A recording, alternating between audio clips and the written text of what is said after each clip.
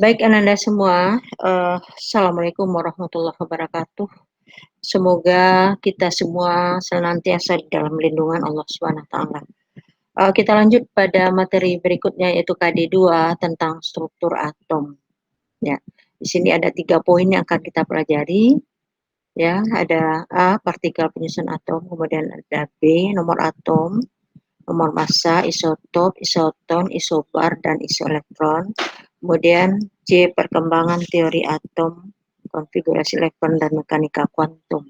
Nah, untuk kali ini kita akan apakan dulu ada A dan B saja dulu pada pertemuan ini. C nanti pada pertemuan berikutnya. Baik,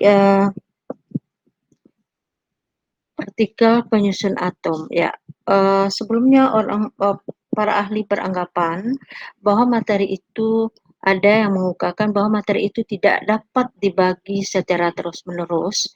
Nah, bagian yang tidak dapat dibagi terus-menerus itu disebutnya nanti dengan istilah atom. Nah, berasal kata atomos artinya tidak terbagi. Kan? Nah, ini nanti adalah pendapat Demokritos. Pendapat Demokritos ini nanti didukung oleh pendapat Dalton. Pendapat Dalton, sehingga Dalton beranggapan bahwa atom adalah bagian terkecil dari suatu materi. Nah, ada pendapat lain yang menyatakan bahwa materi itu dapat dibagi secara terus-menerus. Itu nanti adalah pendapat Aristoteles. Nah, setiap para ahli sesudahnya berusaha membuktikan kebenaran dari pendapat-pendapat ini. Nah, kita masuk yang pertama adalah oke, lanjut. Kita lanjutkan partikel-partikel dasar penyusun atom. Artinya apa di sini? Dari penemuan para ahli menunjukkan bahwa atom itu masih bisa dibagi lagi, yaitu membentuk partikel-partikel penyusun atom yang dikenal nanti dengan adanya elektron, proton, dan neutron. Nah, 3 ini adalah partikel penyusun atom yang menunjukkan bahwa atom masih bisa dibagi lagi. Oke, kita lihat dulu bagaimana sih sejarah penemuan elektron, proton, dan neutron ini. Jadi, partikel penyusun atom itu ada 3 ya. Kita lihat bagaimana sejarah penemuan masing-masingnya. Nah, pertama adalah elektron. Elektron itu ditemukan berdasarkan percobaan sinar katoda. Ini adalah suatu tabung katoda ini. Kalau dilihat di LKS itu halaman 35, itu seperti itu adalah sinar katoda ini. Ini setelah dia dipotong, gambarnya sepotong aja yang diambil. Nah, ini ditemukan oleh elektron ditemukan oleh J.J. Thomson melalui percobaan sinar katoda. Nah, ini tabung sinar katoda, ini adalah tabung sinar katoda yang di dalamnya berisi gas bertekanan rendah, tetapi dihubungkan dengan arus listrik tegangan tinggi. Nah, setelah dihubungkan dengan arus listrik tegangan tinggi, ini bagian-bagiannya ada katoda, ini C, kemudian ada anoda A, ya katoda adalah kutub negatif, anoda adalah kutub positif nanti, kemudian ada E, lambang kondensor, lempeng kondensor, kemudian ada layar ya untuk menangkap sinar yang terjadi pada tabung sinar katoda ini. Nah, kalau ini dihubungkan dengan arus listrik tegangan tinggi, ternyata nanti ada sinar yang memancar dari katoda ke anoda. Jadi ada sinar yang memancar dari katoda ke anoda atau dari kutub negatif ke kutub positif. Nah, sinar inilah yang disebut nanti dengan sinar katoda. Nah, apa muatan sinar katoda ini? Ternyata nanti sinar katoda itu dibelokkan ke kutub positif medan magnet ataupun medan listrik. Ya, jadi demikian kalau dibelokkan ke kutub positif, apa kira-kira muatan yang enggak sinar katoda ini? Ya, kita tahu bahwa muatan yang berlawanan akan tarik menarik.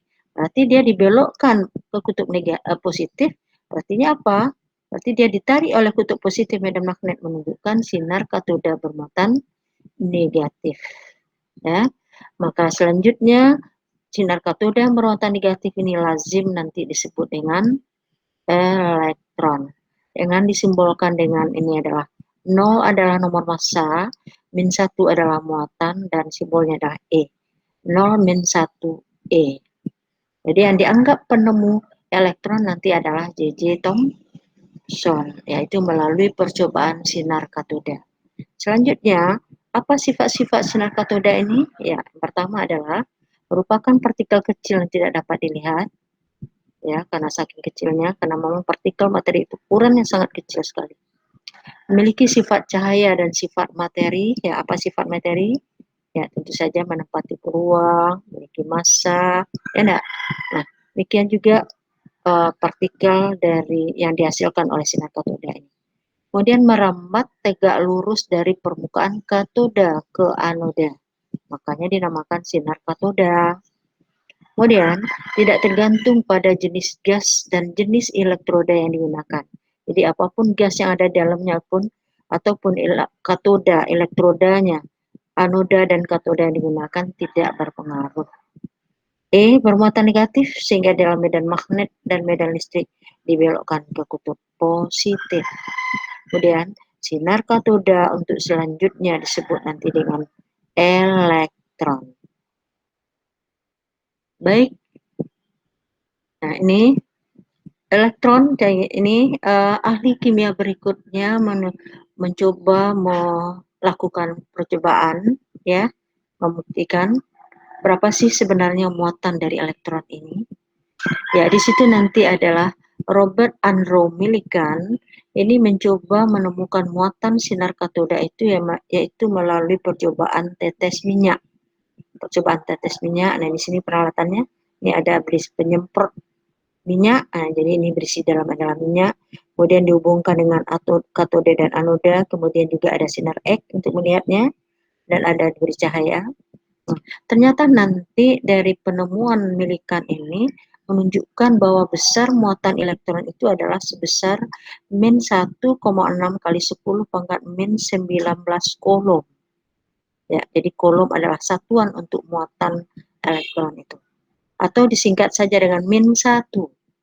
Ya, dari min 1,6 jadi 10 menjadi min 1. Ya, itu kira-kira. Baik, kita lanjut yang berikutnya adalah partikel berikutnya adalah proton, ya. Proton. Siapa yang menemukan proton nanti? Ya, ini. Proton itu ditemukan oleh Goldstein, Eugen Goldstein tahun 1886 melalui percobaan tabung gas berkatode atau disebut nanti dengan tabung Crookes. Nah, sini mirip dengan sinar katode, tabung katode tadi, juga adalah tabung katode, berisi gas bertekanan rendah juga dan dihubungkan dengan arus listrik tegangan tinggi. Cuman bedanya kalau pada sinar anode ini di katodenya diberi lubang nih, nampak lubangnya ya. Nah, ini kalau arah panah dari katode ke anode nih, ini menunjukkan ada sinar katode tadi. Nah, sekarang karena ini dikasih lubang, teramati nanti bahwa ada sinar yang merambat dari anode ke katode. Diteruskan nih pada lubang ini. Ini dia. Maka ini yang disebut nanti dengan sinar terusan. Nah, sinar terusan itulah nanti yang menunjukkan. Kemudian dari sinar terusan ini, apa muatan sinar terusan ini? Ternyata sinar terusan atau sinar anode ini, jadi sinar merambat dari anode ke katoda, ini disebut dengan sinar terusan. Apa muatannya? Ternyata sinar terusan ini dibelokkan ke kutub negatif medan listrik atau medan magnet. Itu menunjukkan sinar anoda itu bermuatan positif. Nah, sinar yang bermuatan positif itu nanti lazim disebut dengan proton. Nah, bagaimana sifat-sifat sinar anode ini? Pertama adalah bermuatan positif karena dapat dibelokkan medan magnet dan medan listrik menuju kutub negatif. Merupakan radiasi partikel karena dapat memutar kincir. Jadi kalau kita tempatkan kincir nanti kincirnya akan berputar. Kemudian perbandingan elektron dan muatannya tergantung pada gas yang diisikan dalam tabung. Kemudian ukuran partikel juga bergantung pada gas. Jadi perbandingan E dan M dan partikel sinar, ukuran si partikel sinar gantung pada jenis gas yang ada di dalam tabung. Kemudian muatannya adalah positif 1 atau di sini adalah positif 1,6 kali 10 pangkat min 19 kolom. Ya, jadi besarnya sama dengan elektron, cuman yang bedakan adalah muatan saja. Jadi kalau pada elektron adalah min 1,6, kali 10 pangkat minus 9, maka pada proton adalah plus 1,6 kali 10 pangkat minus 11, 19, atau disingkat dengan plus 1 saja. Semakin besar muatan massa partikel, sinar audionya semakin sukar dibelokkan. Dan jadi proton itu adalah memiliki massa adalah 1, jadi kiri atas adalah massa, yang kiri bawah itu adalah muatannya. Plus 1, dibuat 1 saja. 1 proton. Oke. Nah, jadi partikel penyusun atom itu elektron, ada proton, ya kan? Nah, sekarang di mana sih letak proton ini di dalam suatu atom? Nah, di sini Rutherford melakukan serangkaian percobaan yang dikenal nanti dengan percobaan hamburan sinar alfa. Ya, hamburan sinar alfa. Nah, sinar alfa ini dihasilkan dari suatu zat radioaktif yang ditembakkan pada partikel emas. Nah, sinar alfa ini adalah suatu partikel bermuatan positif. Nah, kemudian ditembakkan pada partikel alfa, kemudian ditangkap dengan layar. Di sinar-sinar tersebut ditangkap dengan layar. Nah, kita tahu bahwa emas adalah unsur, berarti partikelnya adalah berupa atom. Kita lihat tanda panah ini. Tanda panah menunjukkan bulat-bulat ini menunjukkan atom-atom emas. Atom-atom dari unsur emas. Jadi dalam sepotong emas itu terdiri dari beribu-ribu atom emas. Nah, kalau ini dilambangkan dengan atom-atom emas, maka inilah ditangkap dengan layar. Nah, inilah data yang diperoleh dari penghamburan sinar alfa terhadap lempeng emas ini. Nah, kita lihat di sini adanya partikel alfa yang diteruskan lurus. Diteruskan lurus. Kemudian ada sinar alfa yang dibelokkan. Mengenai inti, sedikit mengenai inti dibelokkan. Tapi ini ada yang tepat mengenai inti dipantulkan kembali. Nah, apa makna dari penghamburan sinar alfa ini? Oke, kita perhatikan di sini adanya sinar alfa yang diteruskan lurus itu dan jumlahnya banyak. Itu nanti menurut Rutherford, kalau demikian berarti atom ini bagian terbesarnya adalah ruang-ruang kosong atau ruang hampa. Nah, kemudian adanya partikel alfa yang tepat mengenai inti atom dan dipantulkan menunjukkan bahwa yang dikenainya adalah apa? Sinar alfa bermuatan positif. Kena yang inti. Ditolaknya berarti inti juga bermuatan positif. Ya kan? Jadi tepat mengenai inti ditolaknya. Ingat muatan yang muatan yang sejenis akan tolak menolak. Makanya di sini ditolaknya karena tepat mengenai inti atom. Kalau koma ini dibelokkan, ya ini adalah muatan yang datang adalah positif, inti bermuatan positif, tapi tidak tepat mengenai inti. Sedikit saja disenggolnya, maka hanya dibelokkan. Nah, berdasarkan data ini, ya, di data percobaan Rutherford ini, nah di sini sebagian besar sinar alfa diteruskan lurus atau menembus lempeng emas, hendak menunjukkan bagian terbesar dari atom adalah ruang hampa. Sebagian kecil dibelokkan dan sebagian kecil lagi dipantulkan, berarti yang dikenainya. Sinar alfa dipantulkan itu berarti yang dikenai adalah inti atom yang bermuatan positif. Kemudian adanya sebagian kecil sinar alfa yang dipantulkan menunjukkan adanya inti yang bermuatan positif.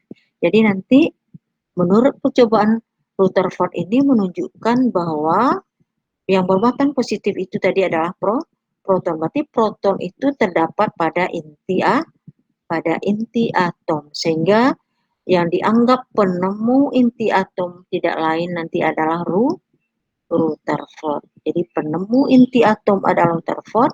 Yang penemu proton tadi adalah ya Goldstein. Oke, sampai di sini bisa dipahami? Ya. Oke, kita lanjut. Partikel yang ketiga adalah neutron. Dari mana neutron? Dari percobaan apa neutron ini diperoleh? Nah, di sini tahun 1930, Weibull dan H. Becquerel melakukan percobaan penembakan partikel alfa pada inti berilium. Jadi kalau tadi penemuan inti atom pada juga partikel alfa tadi, tapi pada lempeng emas. Maka ini tembakannya pada inti berilium atau Be. Nah, dari percobaan ini, uh, Becker memperoleh katanya bahwa dari sini dia memperoleh adanya radiasi atau sinar berdaya tembus tinggi. Nah, ini yang diperolehnya. Tapi dia tidak menduga apa itu partikel yang berdaya tembus tinggi. Ya, jadi sampai di sini saja pertemuan Becker itu. Yang jelas Becker menyatakan bahwa ada radiasi berdaya tembus tinggi. Nah, di sini kemudian baru pada tahun 2 tahun setelah percobaan Becker, nah James Chadwick melakukan lagi, Pak, membuktikan lagi bahwa partikel yang diperoleh dari percobaan Becker ini yang menimbulkan radiasi berdaya tembus ini katanya adalah bersifat netral atau tidak bermuatan. Nah, partikel yang tidak bermuatan ini lazim disebut nanti dengan neutron. Jadi ada kata netral, tidak bermuatan. Nah, jadi yang dianggap penemu neutron nanti adalah James Chadwick, ya, James Chadwick. Oke, dapat disimpulkan di sini bahwa partikel pembangun atom itu ada 3. Pertama adalah elektron ditemukan oleh J.J. Thomson, massa 0, muatan -1. Nah, lambang gimana ini? Sudah benar ini? Salah ya. Harusnya lambangnya adalah, kalau elektron tadi apa? 0-1 elektron. Jadi ini salah ini. Kemudian proton, penemu adalah Goldstein, massa 1, muatan 1. Nah, lambang gimana? Sudah benar?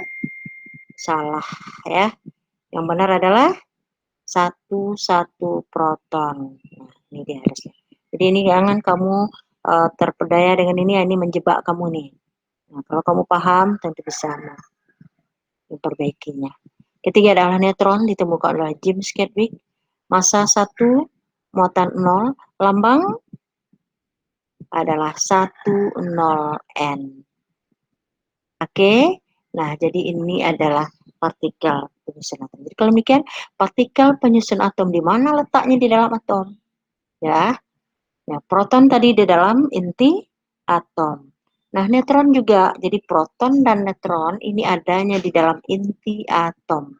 Sementara elektron itu beredar mengelilingi inti atom.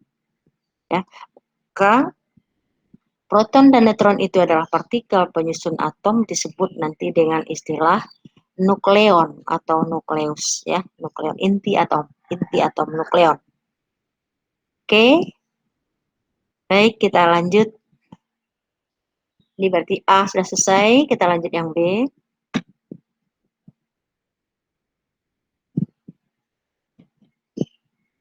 Nah, B, nomor atom. Baik, nomor atom ya adalah disimbolkan dengan Z. Nomor massa. Nomor massa adalah A, lambang notasi unsur atau lambang unsur. Ya, kita selesaikan hari ini kelima-limanya. Kita mulai dari nomor atom. Pasti yang nomor atom atau Z ini. Nah, ini. Nomor atom atau Z. Ya, nah. Tadi kita tahu bahwa partikel pembangun atom itu ada 3, elektron, proton, dan neutron. Nah, nomor atom Z, nomor atom atau Z, itu menunjukkan jumlah proton dalam satu atom. Menunjukkan jumlah proton. Proton tadi adalah muatan positif. Nah, untuk atom yang netral, tentu jumlah muatan positif sama dengan muatan negatif. Nah, muatan negatif tadi adalah elektron, sehingga nanti adalah jumlah proton sama dengan jumlah elektron. Oke. Nah, untuk ion, pada ion, nah, jumlah ion nanti jumlah elektron itu adalah jumlah proton dikurang muatannya. Jadi misalnya Na positif 1, berarti muatannya adalah positif 1. Ya kan? Sehingga dikurangkan dengan positif 1. Atau jumlah proton sama dengan nomor atom, sehingga atau Z, ya kan? Sehingga mendapatkan jumlah elektron adalah Z dikurang muatannya. Jadi misalnya Na nomor atomnya 11. Sekarang Na positif 1. Ya enggak? Na positif 1 berarti muatan positif. Berapa elektron di Na positif 1? Berarti adalah 11, nomor atom 11. Muatannya adalah plus 1 kurang plus 1. Berarti adalah 10. Nah, ini. Nah, pada kation, kation adalah ion positif. Nah, di sini nanti jumlah proton lebih banyak daripada jumlah elektron. Jumlah proton lebih banyak daripada jumlah elektron. Kapan proton lebih banyak daripada jumlah elektron? Kalau suatu atom melepaskan elektron.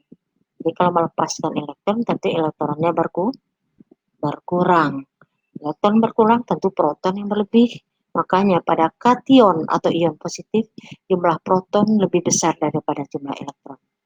Kemudian pada anion, ion negatif. Nah, kapan ion negatif terbentuk? Yaitu pada saat satu atom menangkap elektron. Jadi kalau menangkap elektron, tentu elektronnya bertambah.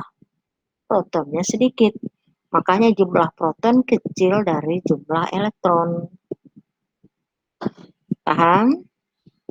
Baik, kita lanjut dengan nomor atom atau A. Nah, nomor atom atau A itu menunjukkan jumlah proton. Jadi dalam atom ada proton, elektron, dan neutron. Maka yang nomor massa itu menunjukkan jumlah proton tambah neutron. Ya, jumlah proton dalam tambah neutron. Proton dan neutron tadi terdapat dalam inti atom. Ya. Nah, jumlah proton sama dengan nomor atom atau Z. Jadi kalau demikian A sama dengan Z tambah N. A sama dengan Z tambah N. Berapa N? Neutron? N tentu adalah A dikurang Z. A dikurang Z. Oke.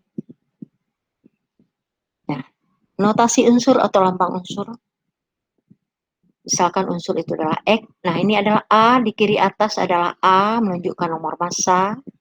Di kiri bawah adalah Z menunjukkan nomor atom. Ya, nomor atom. Nah, nomor atom sama dengan jumlah proton. Nah, untuk atom netral tentu sama dengan jumlah elektron. Ya enggak? Nah, X adalah lambang unsur. Nah, kita lihat contoh adalah 19,9F. 19,9F.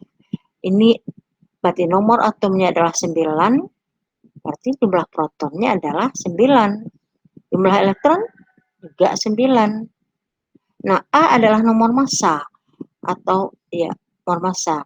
Nah, nomor massa tadi adalah A sama dengan Z tambah N. Sehingga N, jumlah N adalah A dikurang Z. A dikurang Z. Jadi adalah 19 dikurang 9 sama dengan 10. Oke. Nah, soalnya lagi. Misalnya unsur misalnya adalah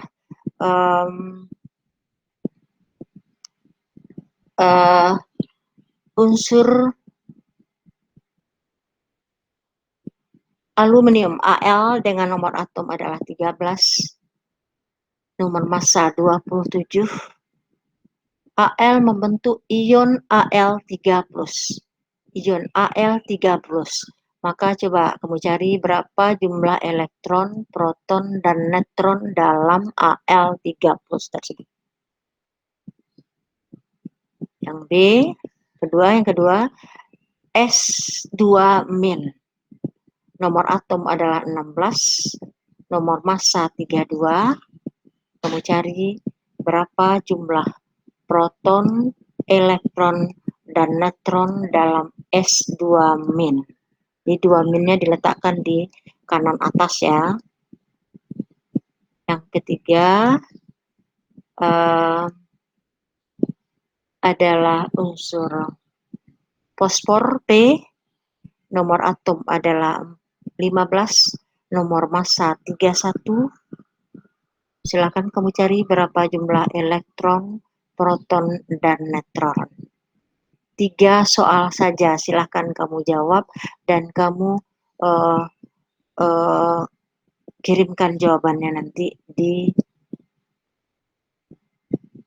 atau di LKS juga kamu tambahkan ini di LKS, kamu jawab di LKS saja nanti karena ini akan terjawab LKS ya. Oke, Ibu lanjutkan. Nah, isotop, isoton, isobar, dan isoelektron. Nah, kita lihat contoh di sini. Apa sih yang isotop, isoton ini? Kita lihat dari contoh dulu. Nah, nitrogen itu nomor atomnya. Yang di bawah adalah nomor atom. Oke. Oke, yang di atas adalah nomor massa. Oke, jadi kita lihat nitrogen itu nomor atomnya adalah 7, berarti protonnya 7, elektron 7, neutron 6, ya. Oke. Nah, di sini eh, jadi kalau karbon nomor atomnya 7,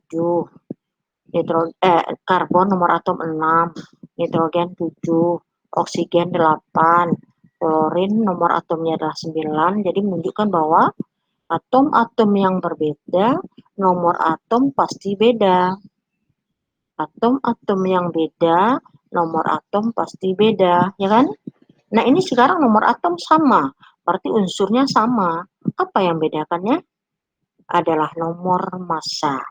Maka ini kita sebut nanti dengan isotop nitrogen. Jadi ada 3 isotop nitrogen ini. Ada 3 macam isotop nitrogen. Ini dibaca nanti dengan nitrogen 13, nitrogen 14, nitrogen 15. Nah, apa itu yang isotop? Ya, sini adalah atom-atom yang mempunyai nomor atom sama. Boleh ditambahkan di sini kalau nomor atom sama berarti dalam kurung atom yang sama. Tetapi nomor massa berbeda. Oke, paham ya? Baik, kita lanjut dengan yang isobar. Isobar. Nah, ini karbon nomor atom 6, nitrogen nomor atom 7, berarti nomor atom beda pasti unsur beda. Tapi apa yang sama di sini? Adalah nomor massa. Maka karbon dan nitrogen ini disebut pasangan isobar satu sama lain. Pasangan isobar satu sama lain. Apa itu yang isobar? Atom-atom yang mempunyai nomor massa yang sama. Dia apa kira-kira? Bagaimana bedanya dengan isotop? Ya, adalah bertolak belakang. Baik, kita lanjut dengan isoton. K dengan nomor atom 19, berarti protonnya adalah 19, elektron 19. Neutronnya berapa ini? Neutronnya adalah 39 kurang 19, 20. Jadi neutronnya adalah 20. Untuk Ca neutronnya berapa? Ya, 40 kurang 20 adalah juga 20. Berarti kalium dan kalsium mempunyai jumlah neutron yang sama, yakni 20. Maka ini disebut dengan pasangan ini kita sebut nanti dengan neutron. Jadi neutron itu apa? Atom-atom yang mempunyai jumlah neutron yang sama. Untuk mudah mengingatnya, neutron sama on isoton ya. Jadi sama-sama on belakangnya. Jadi kalau isoton neutron yang sama. Kalau isotop kawan dari isobar. Jadi cukup kamu ngafal hanya isotop saja. Ya. Baik, yang terakhir yang ini adalah iso elektron. Iso artinya sama-sama elektron. Nah, ini Na11. Na positif 1. Kapan dia bermuatan positif tadi? Ketika dia melepaskan elektron. Jadi kalau melepaskan elektron, protonnya lebih banyak daripada elektron. Berapa dia melepaskan elektron? Nah, di sini adalah 1 ya. Nah, di sini protonnya adalah 11. Elektronnya berapa? Elektron adalah Z dikurang muatan. Berarti adalah 11 dikurang plus 1. Berarti adalah 10. Berarti elektron pada Na plus adalah 10. Nah, sekarang F-min. Kapan dia bentuk F-min? Kalau dia menangkap elektron. Menangkap elektron. Nah, berapa elektronnya? Menangkap 1 elektron. Jadi adalah elektron untuk F-min adalah nomor atom 9 dikurang min 1. Berarti elektronnya adalah 10. Jadi sama. Di Na positif, elektron juga 10. Di F- setelah dia menangkap 1 elektron juga adalah 10. Berarti ini adalah pasangan isoelektron satu sama lain. Jumlah elektronnya sama. Oke? Nah, sekarang kamu coba jawab untuk jadi kalau Mg20 berapa dia melepaskan elektron? Ya, nanti adalah sesuai dengan, jadi muatan sesuai dengan elektron dilepaskan. Jadi untuk Mg20 berarti dia melepaskan 2 elektron. Kalau S2- berapa dia menangkap elektron? Menangkap 2 elektron. Jadi muatannya sesuai dengan, kalau ini muatannya positif 1, 1 muatannya, berarti dia melepaskan 1 elektron. Kalau muatannya positif 2, berarti dia melepaskan 2 elektron. Positif 3, melepaskan 3 elektron. Nah, di sini F-1, berarti dia menangkap 1 elektron. -2, menangkap 2 elektron. -3, berarti menangkap 3 elektron. Maka elektronnya, jadi kalau menangkap, elektronnya bertambah. Protonnya lebih kecil daripada elektron. Oke, nah sampai di sini berarti UK1, UK2.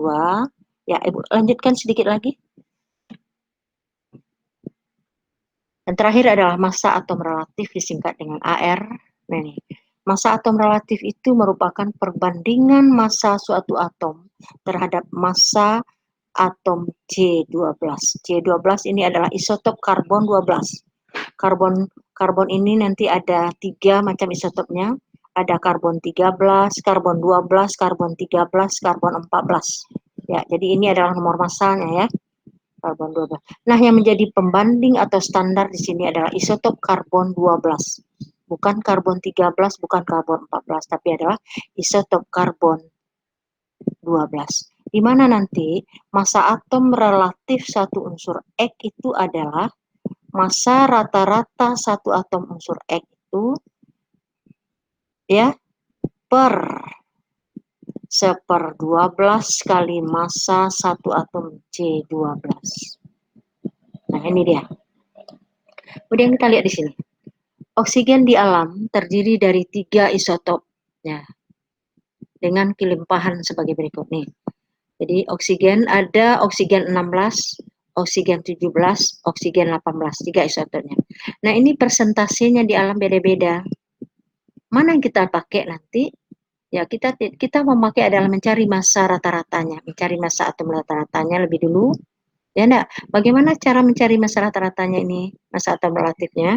Nah, di sini adalah ini, kalau ini adalah kelimpahan isotop dengan massa pertama, A1, ini kita misalkan dengan massa A2, ini dengan massa A3. Nah, ini nanti adalah P, kelimpahan isotop dengan massa A1, dan ini adalah Q, kelimpahan isotop dengan massa A2, dan ini adalah R dengan massa isotop A3, maka rumus kita menjadi PA1 ditambah QA2 ditambah RA3 per 100. Karena kalau ini dijumlahkan persentase semuanya adalah 100%. Maka per 100. Maka ini kita boleh. Maka massa atom relatif dari AR itu adalah 16. Nah, ini yang kita pakai nanti di dalam perhitungannya. Oke? Oke, Ibu cukupkan sampai di sini pertemuan kita untuk hari ini. Dengan demikian UK1 dan 2 pada LKS kamu sudah bisa dijawab. Sudah bisa dijawab. Nah, untuk pertemuan minggu depan itu kita membahas adalah pertemuan di selanjutnya nanti adalah poin ketiga, perkembangan model atom ya. Kemudian ada bilangan kuantum, konfigurasi elektron. Nah, ini. Nah, pertemuan berikutnya nanti adalah untuk membahas UK3. Nah, silahkan itu kamu jawab sampai dengan UK3. Kalau pertemuan berikutnya sudah selesai, maka UK3 juga sudah bisa kamu jawab. Oke, Ibu cukupkan sampai di sini pertemuan kita hari ini. Bu sudahi dengan mudah-mudahan kamu paham dengan yang Ibu terangkan. Kalau belum paham, boleh kamu rekam pertanyaannya dan share ke Ibu. Kirim nanti Ibu coba jawab. Oke ya, yang belum paham. Oke, mudah-mudahan kamu mengerti dengan penjelasan Ibu ini. Disudai dengan Assalamualaikum warahmatullahi wabarakatuh.